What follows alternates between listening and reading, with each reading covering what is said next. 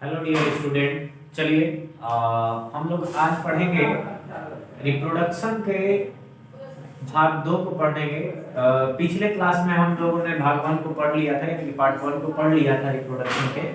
आज हम लोग का दूसरा क्लास है, जिसमें हम लोग आज पढ़ने वाले हैं असेक्सुअल रिप्रोडक्शन के करने के कौन कौन से मेथड हैं, उसके बारे में हम लोग इसमें अध्ययन करने वाले हैं। तो असेक्सुअल रिप्रोडक्शन जो होता है, इसके मेनली 6 मेथड होते हैं करने के। असेक्सुअल रिप्रोडक्शन करने के 6 तरीके होते हैं। Number 1 fissions, number 2 budding, number 3 spore formation, चौथा रीजनरेशन, पांचवा फ्रेगमेंटेशन और छठा वेजिटेटिव प्रोपगेशन। तो ये 6 अलग अलग आपके मेथड है जिससे कि असेक्सुअल रिप्रोडक्शन होता है। कहने का मतलब कि असेक्सुअल रिप्रोडक्शन को करने का 6 तरीका कौन कौन सा है? Fission, budding, spore formation, regeneration, fragmentation और वेजिटेटिव प्रोपगेशन। तो ये 6 तरीके असेक्सुअल रिप्रोडक्शन इन्हीं 6 तरीके से किए जाते हैं। असेक्सुअल और सेक्सुअल दोनों में डिफरेंस भी पीछे पढ़ लिए हैं आप लोग। पीछे के क्लास वाला वीडियो भी आप लोग देख सकते हैं, उससे अच्छा आप लोग को क्लियर हो जाएगा। चलिए अब इन 6 मेथड को एक एक करके हम लोग अच्छे से इसको हम लोग पढ़ते हैं। नंबर 1 में हम लोग का फीजन। फीजन क्या होता है? तो ध्यान से देखिएगा, फीजन क्या है? एक प्रकार का प्रोसेस है। Fission is the process. Fission क्या है? प्रोसेस है जिसमें कि यूनिसेलुलर ऑर्गेनिज्म स्प्लिट्स हो जाते हैं। स्प्लिट्स मतलब डिवाइड्स हो जाते हैं, यानी कि टूट जाते हैं अलग अलग संख्या में, जैसे टूट जाते हैं 1 से 2, 2 से 3, 3 से 4, इस तरीके से वो टूट जाते हैं। उसको हम लोग कहते हैं स्प्लिट्स। यही 1 से 2, 2 से 3 ऐसे अगर बन जाते हैं नए ऑर्गेनिज्म, तो इसी को हम लोग, इसी प्रक्रिया को हम लोग, इसी मेथड को हम लोग क्या कहते हैं? फीजन कहते हैं। अब फीजन 2 तरीके के होते हैं। फीजन 2 तरीके के होते हैं। नंबर 1 हो गया आपका बाइनरी फीजन और दूसरा हो गया मल्टीपल फीजन। याद रखिएगा, फीजन करने के 2 तरीका। नंबर 1 हो गया बाइनरी फीजन और नंबर 2 हो गया मल्टीपल फीजन। अब इन दोनों को फीजन में ही रखा गया है, तो इनको भी समझ लेते हैं। बाइनरी फीजन क्या होता है और मल्टीपल फीजन क्या होता है, ध्यान से समझिएगा।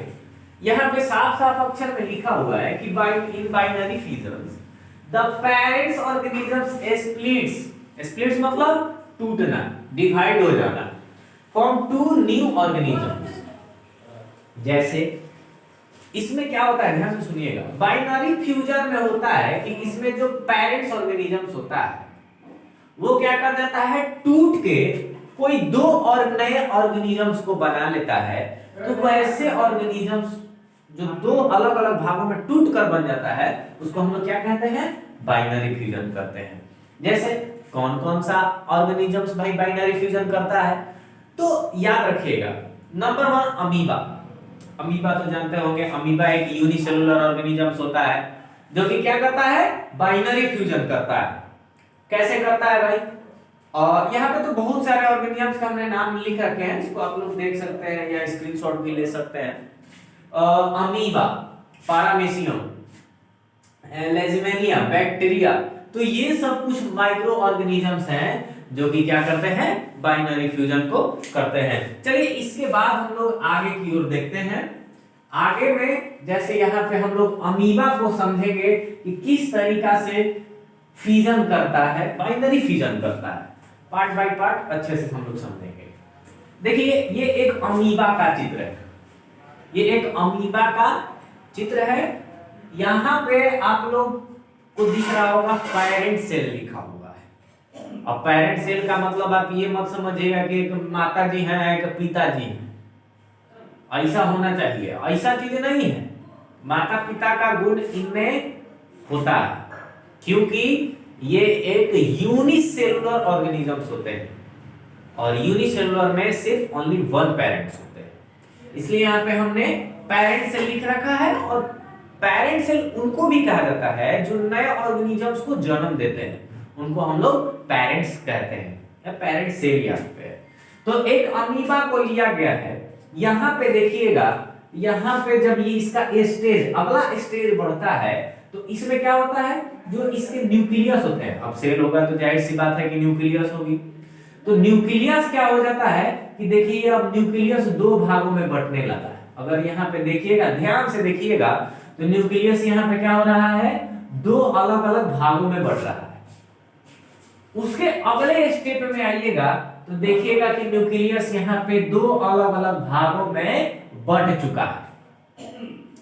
तो याद रखिएगा, पहले क्या होता है, न्यूक्लियस का डिवीजन होता है लगातार। देखिए उसमें एक था, पेरेंट सेल में एक था, दूसरे स्टेज में आया तो वो न्यूक्लियस टूटता हुआ दिखाई देता है। जब तीसरे स्टेज में आते हैं तो न्यूक्लियस फाइनली दोनों टूट टूट के अलग हो जाता है। उसके भी नेक्स्ट अगर स्टेज देखते हैं तो इसके सिटोप्लाज्म अलग अलग होना स्टार्ट करते हैं। अब सिटोप्लाज्म किसको कहा जाता है भाई, तो ये जो बाहरी बाउंड्री होता है ना, इसको हम लोग क्या कहते हैं, सिटोप्लाज्म कहते हैं। तो ये साइटोप्लाज्म क्या होता है, डिवाइड होने लगता है। यहाँ पे आप लोग फिगर में देख रहे हो, मतलब कि ये वाला इतना अलग और इतना सिटोप्लाज्म अलग, यानी कि ये दोनों अब टूटने का काम करने लगे, क्योंकि यहाँ इनका जो न्यूक्लियस भी है वो भी डिवाइड हो चुका है। तो एक सेल में दो न्यूक्लियस तो रहेंगे नहीं, अब दोनों अलग अलग सेल बनाएंगे। तो इसके लिए यहाँ पे सिटोप्लाज्म अब टूट टूट के अपना अपना सेल बनाने का कोशिश कर रहा है। और फाइनली अगर आप लोग अंतिम स्टेज देखें तो इसमें दो अलग अलग आपको सेल देखने को मिल गया है। तो इसको हम लोग कहते हैं टू डॉटर सेल। इसको क्या कहते हैं हम लोग, टू डॉटर सेल। मतलब कि इन पेरेंट सेल्स के दो अलग अलग फाइनली ऑर्गेनिजम्स बन चुके हैं। तो ये टोटली रहा आपका बाइनरी फिगर्स। आया समझ में। इसके बाद हम लोग नेक्स्ट देखेंगे मल्टीपल फ्यूजन्स के बारे में। मल्टीपल फ्यूजन्स क्या होता है उसके बारे में हम लोग ध्यान से देखेंगे। एक मिनट, चलिए मल्टीपल फ्यूजन क्या होता है भाई, बाइनरी फ्यूजन अच्छे से समझ में आएगा सभी को। इसके बाद हम लोग मल्टीपल फ्यूजन की ओर पढ़ते हैं। मल्टीपल फ्यूजन्स में होता है कि इसमें भी पेरेंट्स क्या करते हैं, अलग अलग डिवाइड करते हैं, यानी कि स्प्लिट्स करते हैं बहुत सारे नए ऑर्गेनिजम्स में, बहुत सारे नए नए ऑर्गेनिजम्स बनाते हैं इन सेम टाइम। याद रखिएगा, सेम टाइम में अलग अलग न्यू ऑर्गेनिजम्स को जन्म देना मल्टीपल फ्यूजन कहा जाता है। मल्टीपल मतलब आप लोग समझते भी होंगे, बहुत सारा। मल्टीपल मतलब बहुत सारे, तो जो बहुत सारा फ्यूजन करते हैं, जैसे कि मल्टीपल फ्यूजन कौन करता है भाई, तो प्लाज्मोडियम होता है। इसका हम एक फिगर क्लास भी डालेंगे, आप लोग देख लीजिएगा। इसके बाद वाले क्लास में आप लोग को एक इसका फिगर क्लास पूरा करा देंगे, अच्छे से उसमें समझ में आ जाएगा। इसके बाद देखिए आगे बढ़ते हैं। दूसरा हम लोग का प्रोसेस था जिसको हम लोग बर्डिंग करते हैं, बर्डिंग मेथड। और सेक्सुअल रिप्रोडक्शन करने के हमने 6 तरीके बताए थे। पहला तरीका पढ़ लिया, दूसरा तरीका जो है वो बर्डिंग है। बर्डिंग को समझिएगा क्या होता है। तो बर्डिंग में होता है कि एक छोटा सा किसी भी पेरेंट्स ऑर्गेनिजम्स के पार्ट को लेके और उससे नया कोई ऑर्गेनिजम्स ग्रो करने लगता है, उसको हम लोग कहते हैं बर्डिंग। जैसे बर्डिंग कौन कौन करता है भाई, जैसे हाइड्रा। बर्डिंग प्रोसेस को कौन करता है भाई, तो हाइड्रा करता है और यीस्ट करता है। अब हाइड्रा क्या है, तो हाइड्रा याद रखिएगा कि ये एनिमल्स होते हैं। हाइड्रा छोटे छोटे होते हैं, माइक्रोस्कोपिक होते हैं। चलिए इसके बाद यहाँ पे कुछ फिगर दे दिया गया है हाइड्रा का, यहाँ पे देख लीजिएगा आप लोग, अगर क्लियर ना हो तो। हाइड्रा का यहाँ पे एक फिगर दिया हुआ है, ये लाइन से आप लोग देख सकते हैं। यहाँ पे पेरेंट्स हाइड्रा है। अब पेरेंट्स हाइड्रा का मतलब तो आप लोग समझ ही रहे होंगे, क्योंकि पीछे क्लास में पीछे भी हमने बता रखा है। पेरेंट्स हाइड्रा से देखिए यहाँ पे अगर ध्यान दीजिएगा तो पेरेंट्स हाइड्रा के नीचे में यहाँ पे इसका बर्ड ग्रो कर रहा है, यहाँ पे इसका बर्ड ग्रो कर रहा है। अगर ध्यान से देखिएगा पेरेंट्स हाइड्रा में तो यहाँ पे ग्रो नहीं था, लेकिन बर्ड हाइड्रा में यहाँ पे बर्ड क्या हो रहा है, ग्रो कर रहा है इस हाइड्रा में। और यहाँ पर देखिए तो यहाँ पे इसके डेंड्राइट्स जो ये ऊपर के जो हेयर होते हैं ना इस तरीके के, ये यहाँ पे निकलना स्टार्ट हो जाता है। पिछले वाले में देखिएगा तो ये चीज नहीं था, तो थोड़ा थोड़ा इन सभी में विकास होते चला जा रहा है और यहाँ पे एक नया हाइड्रा ये बन गया है। अब जब यही देखिएगा तो अब ये टूट के यहाँ से टूट के अब ये अलग हो जाएगा। नेक्स्ट स्टेज में आप लोग देख सकते हैं अब ये एक नया हाइड्रा बन चुका है, तो टूट के अब वो एक अलग हो गया। इसी तरीका से ये पूरा हाइड्रा में इसी तरीके से रिप्रोडक्शन चलते रहता है। इसके बाद पूरा यही बर्डिंग प्रोसेस होता है, ऑर्गेनिजम्स इसी तरीका से, आपका यीस्ट भी होता है इसी तरीका से करते हैं। उसके बाद हम लोग अगला पॉइंट देखेंगे स्पोर फॉर्मेशन के बारे में। इसके बारे में हम लोग पढ़ेंगे स्पोर फॉर्मेशन यानी कि पॉइंट 3 असेक्सुअल रिप्रोडक्शन का, असेक्सुअल मेथड्स का तीसरा तरीका हम लोग पढ़ेंगे। चलिए स्पोर फॉर्मेशन क्या होता है थोड़ा सा इसको अच्छे से समझिएगा। बच्चे बहुत ज्यादा इसमें डिस्टर्ब हो जाते हैं, कैसे समझ में नहीं आ रहा है, ये वो बहुत सारे करते हैं। थोड़ा सा इसको कंसंट्रेशन से सुनिएगा, ध्यान से सुनिएगा, बहुत अच्छे से समझ में आ जाएगा। स्पोर फॉर्मेशन क्या होता है तो हमने पहले लिख रखा है, एकदम सिंपल अक्षर में लिखा हुआ है, इसको आप लोग ध्यान से समझिएगा। इन स्पोर फॉर्मेशन यानी कि स्पोर फॉर्मेशन में the parent plants produce hundreds of microscopic reproductive units called spores. Spore formation में क्या होता है कि उसमें थाउजेंड्स की 100 की संख्या में उसमें नए माइक्रोस्कोपिक, जिसको हम लोग सूक्ष्मदर्शी से देखते हैं, माइक्रोस्कोप से देखते हैं, वैसे यूनिट्स को वो प्रोड्यूस करता है, जिसको हम लोग स्पोर कहते हैं। स्पोर फॉर्मेशन में क्या निकलता है, क्या प्रोड्यूस होता है, स्पोर प्रोड्यूस होता है, याद रखिएगा। When the spore case of the plants bursts, then the spore spreads into air। यानी कि वही जो स्पोर्स है जब वो प्लांट से ब्रस्ट करेगा वो हवा में क्या हो जाता है, फैल जाता है। When these spores land on the food or soil under favorable conditions, they germinate and produce new plants। यही क्या करता है कि जब स्पोर्स पौधे से ब्रस्ट करके जब वो हवा में फैला तो वो कहीं ना कहीं गिरेगा, जैसे मिट्टी वगैरह पे गिरा, और उनको अगर फेवरेबल कंडीशन मिल जाता है तो वहीं क्या करने लगते हैं, ग्रो करने लगते हैं। तो ये एक तरीका रहा स्पोर फॉर्मेशन। असेक्सुअल रिप्रोडक्शन का करने का ये तीसरा भाग रहा। कौन करता है भाई स्पोर फॉर्मेशन, कौन सा ऑर्गेनिजम्स करता है, तो ये ज्यादातर फंगी वगैरह करते हैं, जैसे राइजोपस और पेनिसेलियम्स, ये दोनों फंगस होते हैं। फंगस जो अक्सर घर में हम लोग को देखने को कहीं इधर उधर मिल जाता है, ये स्पोर फॉर्मेशन करते हैं, ये दिमाग में याद रखिएगा। इसके बाद हम लोग अगला पॉइंट है रीजेनरेशन, यानी कि असेक्सुअल का चौथा भाग, चौथा तरीका, चौथा मेथड क्या है, रीजेनरेशन। रीजेनरेशन क्या होता है, तो रीजेनरेशन होता है कि एक नए ऑर्गेनिज्म से वो टूट के अलग अलग भाग में, अगर इस फिगर को देखिएगा तो यहाँ पे फुल एक नए ऑर्गेनिजम्स को जन्म देगा, उसी के भाग से, पेरेंट्स के भाग से ही अलग अलग जन्म ले लेगा। जैसे यहाँ पर इस फिगर में आप लोग देख सकते हैं रीजेनरेशन वाले, यहाँ पे देखिएगा तो यहाँ पे प्लेनेरिया का चित्र दिया गया हुआ है, प्लेनेरिया का चित्र दिया गया हुआ है।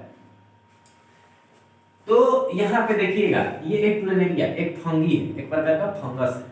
अब ये फंगस 3 अलग अलग भाग में कट गया, इसको डिवाइड कर दिया गया, टूट गया अलग अलग भाग में। यहाँ पे हमने नंबरिंग भी कर दिया रखा है, नंबर 1, नंबर 2 और नंबर 3, ये 3 भाग में, इतना अलग भाग, इतना अलग भाग और इतना अलग भाग, ये 3 भाग में हमने कर रखा है। अब यही रीजेनरेशन करेगा, कहने का मतलब कि ये नंबर 1 वाला जो इसका भाग है ये एक नया प्लेन एरिया बनाएगा, नंबर 2 एक नया प्लेन एरिया बनाएगा और नंबर 3 भी एक नया प्लेन एरिया बनाएगा। यानी कि तीनों रीजनरेशन के माध्यम से अगर यहाँ पे फाइनली देखिए तीनों अलग अलग प्लेन एरिया का जन्म कर चुके हैं और इसी तरीका से ये लगातार क्रमबद्ध ये प्रोसेस चलते रहता है। चलिए यहां तक समझ में आ गया। इसके बाद हम लोग पढ़ते हैं नंबर 5 जिसको हम लोग फ्रेगमेंटेशन के नाम से जानते हैं और सेक्सुअल रिप्रोडक्शन का 5वां भाग यानी कि 5वां मेथड। चलिए फ्रेगमेंटेशन क्या होता है?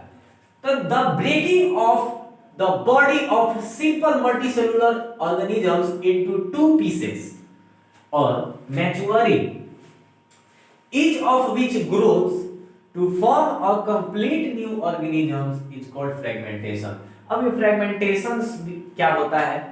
तो उसके बॉडी ब्रेक करके मतलब टूट के, जैसे वहां पे ऊपर प्लेन एरिया में हम लोग देखे थे, और किसी भी सिंपल मल्टीसेलुलर ऑर्गेनिजम्स का वो 2 भागों में या 2 से अधिक भी भागों में मैच्योरिंग होने के बाद टूट के वो बढ़ जाते हैं और वही ग्रो करके एक नए ऑर्गेनिजम्स का जन्म लेते हैं। उसी प्रोसेस को हम लोग फ्रेगमेंटेशन कहते हैं। फ्रेगमेंटेशन कौन करता है भाई? तो स्प्रोंगिया एक एल्गा प्लांट होता है। एल्गा छोटे छोटे प्लांट्स होते हैं वो होते हैं और वो फ्रेगमेंटेशन करते हैं। सी एनिमल्स जिसको हम लोग मरीन एनिमल्स कहते हैं, समुद्र वगैरह ज्यादातर उसमें पाए जाते हैं। एल्गा प्लांट्स भी देखे होंगे आप लोग, छोटे छोटे कल वगैरह या जो भी कहीं बाहर कल वगैरह होता है जहाँ पे पानी थोड़ा सा होता है तो वहाँ पे छोटे छोटे ग्रीन कलर के प्लांट्स उगे होते हैं, उन्हीं को हम लोग एल्गा प्लांट्स या बायोलॉजिकल नेम है उसका स्प्रोंगिया। चलिए इसके आगे हम लोग देखते हैं अगला पॉइंट यानी कि असेक्सुअल रिप्रोडक्शन का सबसे अंतिम भाग जिसको हम लोग वेजिटेटिव प्रोपोगेशन के नाम से जानते हैं।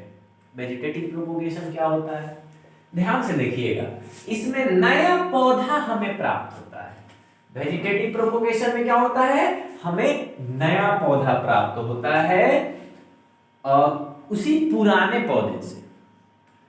मान लीजिए कोई पुराना पौधा है और पुराने पौधे से कोई नया पौधा प्राप्त हो जाता है ना, तो उसी को हम लोग क्या कहते हैं? वेजिटेटिव प्रोपोगेशन कहते हैं। जैसे आप लोग पढ़े होंगे पीछे या देखे होंगे कभी, गुलाब का जो पौधा होता है एक पुराने फूल के पौधे से उसको काट के और नए जगह उसको लगा दिया जाता है तो फिर वहां पे एक नया पौधा लग जाता है। तो वो सारे वेजिटेटिव प्रोपोगेशन के अंदर आते हैं। वही चीज एग्जांपल में यहाँ पर लिखा भी हुआ है। अब वेजिटेटिव प्रोपोगेशन अलग अलग तरीका से होता है, आप लोग दिमाग में ये याद रखिएगा। स्टीम्स, रूट्स और लीव्स तीनों चीज से होता है। अब स्टीम तो आप लोग पढ़े होंगे कि गुलाब में स्टीम उसका काट के लगा दिया जाता है, लेकिन ये भी याद रखिएगा रूट्स वगैरह से भी होता है और लीव्स वगैरह से भी। लीव्स वगैरह से भी वेजिटेटिव प्रोपोगेशन होता है। बहुत सारे ऐसे पौधे होते हैं जिनसे कि लीव से भी वेजिटेटिव प्रोपोगेशन होता है। अभी तक आप लोगों ने स्टीम रूट्स के बारे में सुना होगा, लेकिन बहुत सारे ऐसे भी पौधे हैं जो अपने लीव से ग्रोथ कराते हैं। चलिए बिना किसी भी रिप्रोडक्टिव ऑर्गन्स के, जैसे एग्जांपल में याद रखिएगा मनी प्लांट। मनी प्लांट जो होता है जो कि हम लोग अपने घर वगैरह में लगाते हैं और जो कि थोड़ा सा ऑक्सीजन लेवल को हमारे घर में बढ़ा देता है। ये एक बहुत अच्छा पौधा होता है जो कि हमारे घर को साफ फ्रेश हवा देता है। घर में अक्सर मनी प्लांट को लगाना चाहिए और वातावरण साफ रहता है। उसके बाद पोटैटो ट्यूबर्स, ओनियंस, गुआवा, बनाना, स्ट्रॉबेरी, ये सारे जो होते हैं ये वेजिटेटिव प्रोपोगेशन से ही ग्रोथ करते हैं। यहां तक समझ में आ गया? सारे असेक्सुअल के मेथड हमने पढ़ लिए। यहां तक अगर आपको कोई भी दिक्कत है तो आप लोग कमेंट करके हमसे पूछ सकते हैं। चलिए इसके बाद हम लोग देखेंगे अगले बैच में, अगले क्लास में पार्ट 3 में जब आएगा तो इसके बाद हम लोग पढ़ेंगे आर्टिफिशियल प्रोपोगेशन, यानी कि कुछ मानव तरीके से किस तरीके से पौधे को ग्रो कराया जा रहा है उसके बारे में हम लोग अगले यानी कि भाग 3 में पढ़ेंगे। चलिए नेक्स्ट क्लास, बाय।